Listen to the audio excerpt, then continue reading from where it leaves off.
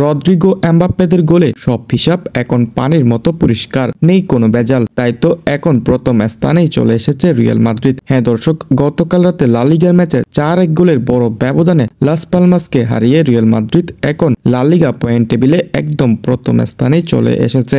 বাধা নেই Atletico Madrid কিংবা বার্সেলোনার, সমান সমান ম্যাচ খেলে ফেলেছে অ্যাটলেটিকো মাদ্রিদ এবং বার্সেলোনার মতো রিয়াল মাদ্রিদও। তাই তো এবার লা লিগা পয়েন্ট টেবিলে 46 পয়েন্ট নিয়ে সবার উপরেই আছে লস ব্লাঙ্কোসরা। গতকাল রাতে বিনি কামাভিঙ্গা, লুকা মদ্রিদের মতো বিশ্বসেরা তারকাকে ছাড়া রিয়াল মাদ্রিদ মাঠে নেমেছিল গুরুত্বপূর্ণ লা লিগার ম্যাচটিতে। ম্যাচে নামার আগেই প্রতিজ্ঞা করেছিল যে কোনো মূল্যে ম্যাচটি জিততে হবে, কেননা আজকে ম্যাচটি জিততে পারলে সবাইকে টপকিয়ে পয়েন্ট টেবিলে প্রথম স্থানে চলে আসার বড় একটি সুযোগ রয়েছে লস ব্লাঙ্কোসদের, এবং সেই প্রতিজ্ঞা রাখতে পেরেছে লস ব্লাঙ্কোস শিবিরের প্রত্যেক প্লেয়ারই। গতকাল রাতে লস পালমাসের বিপক্ষে মাঠে নেমে 1 মিনিট না হতে রিয়াল মাদ্রিদ গোল হজম করে বসে থাকে, কিন্তু এটা যে রিয়াল মাদ্রিদ, এখান থেকে ঘুরে দাঁড়ানো শিখেছে মাদ্রিদ বাহিনীরা। রিয়াল মাদ্রিদ 1 গোল হজম করার পরই গুনে গুনে 4 গোল হজম করিয়েছে লাস পালমাসকে রিয়াল মাদ্রিদের প্লেয়াররা, অর্থাৎ 4-1 গোলের বড় ব্যবধানে জয় পায় রিয়াল মাদ্রিদ, যেখানে দুর্দান্ত পারফরমেন্স করেছেন কিলিয়ান এমবাপ্পে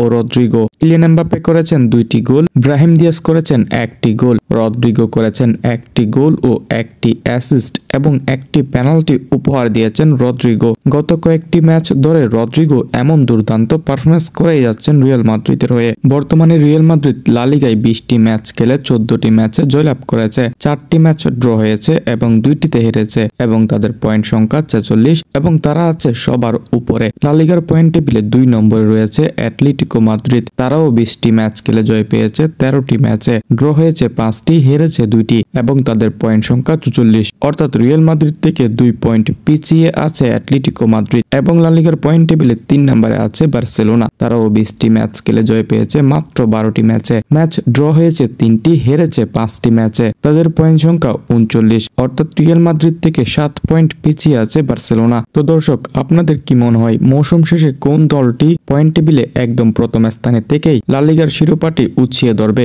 আপনাদের মন্তব্য জানিয়ে দিতে পারেন আমাদের কমেন্ট সেকশনে।